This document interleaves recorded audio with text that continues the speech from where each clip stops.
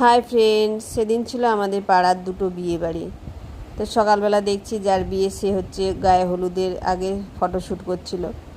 তারপরে আমরা প্রথমে একটা বিয়ে বাড়িতে গেলাম, গিয়ে সেখানে ফটো টটো তুলে গিফট দিয়ে একটু বসলাম, স্ন্যাক্স খেলাম, কোল্ড ড্রিঙ্কস খেলাম।